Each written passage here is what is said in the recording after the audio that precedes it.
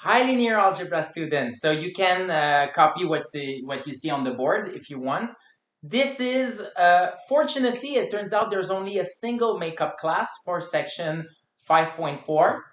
And we're going to talk about the concept of a hyperplane. Okay? A hyperplane in Rn is a linear equation in n variables. Okay, so this is the definition of a hyperplane. So let's have a look at how it looks like for known for known cases. So for example, for R2, it will look like A1 x1 plus A2 x2 is equal to B. And you will have a single free variable, which means that this hyperplane is actually a line. So every time you have a normal equation, actually, that's what a hyperplane is, okay?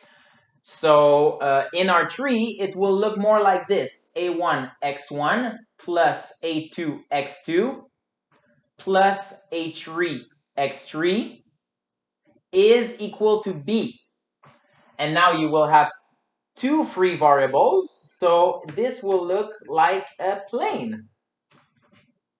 Okay, so these are known cases. The first cases that is kind of new is the R4 case. So we're generalizing what we know to R4.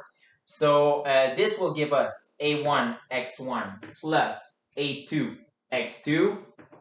And now this is the only one that I might have the problem to finish writing, plus A4 x4 is equal to B, okay? So the exact same structure, like one equation in four variables, right? N variables. Now, in this case, the number of free variables is 3. Now, be careful. Don't say that this is our tree because it's not. Okay, so this is not our tree. The best you can say is that it's really just a hyperplane. Okay, so what I mean by this is that the name hyperplane was created to generalize lines and planes, lines in R2 and planes in R3, right? So they were, it's meant to generalize this type of equation. Now let's put the dots, right? Dot, dot, dot, dot, dot, dot, dot, dot, dot. In Rn, what it's going to look like is A1 x1 plus, and here actually, let's put like dot, dot, dot, plus An xn is equal to B. So consider x1 as your leading variable, send everything on the other side, you will have n minus 1 free variable, and you also call this a hyperplane. Okay, so beyond the dimension 3, you call everything else just hyperplane. And now a couple of remarks. If your hyperplane happens to go through the origin, okay, so this part is actually quite important. It means that what you have is a subspace. And the dimension of the subspace, well, we have it here. It's n minus 1. Okay. Now, there are scenarios in which a hyperplane doesn't pass through the origin, right? So in this case, we call this a translated subspace. Now, remember how we call this? So we will write that H is equal to a position vector P plus the span of vectors like V1 all the way up to Vn minus 1, okay? So, because again, it has dimension n minus 1. So I should have put a line here, which is kind of funny, right? I put it here, but I was giving the answer like right below. But that's it. The dimension of this translated subspace is also n minus 1. Now, finally, we say that a translated subspace of dimension k, okay, so this is the definition of a k-flat. So whenever you say a k-flat, what you mean is really a translated subspace of dimension k. It could or not be a hyperplane. And let's actually discuss about that. So let's erase just this part, just the table. Okay. So first of all, notation for K-flats. Notation for K-flats. For translated subspace, right? So K-flat.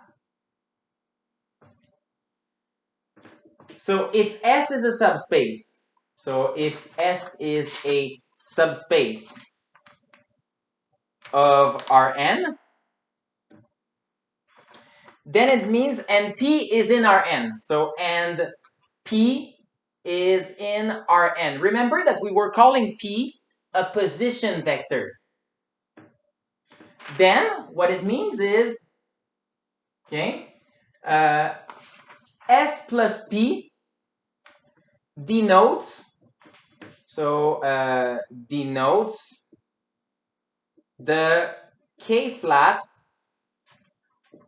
of dimension K, or the K-flat that is obtained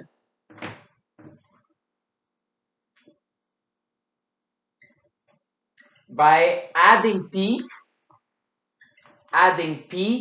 to every vector in S.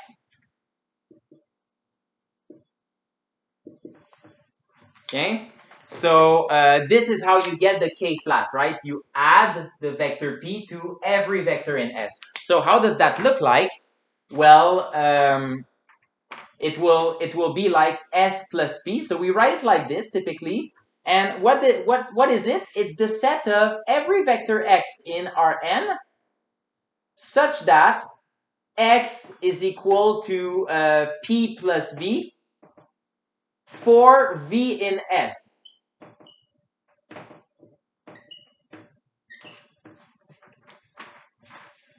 Okay? And just a couple of examples before we finish. Okay, so examples. So if you are talking about a 2 flat in R5, so a 2 flat in R5 is a, now let's put like this, and if we have instead a 4 flat in R5, so we get instead a, so what is this? So whenever you have like a 2 flat, let's actually color code this in orange. Okay, so, or no, better ID, in purple. So whenever you have a 2 flat, so dimension 2, okay, so dimension 2 in other words, this means that it is a plane. Okay, so a plane is of dimension 2.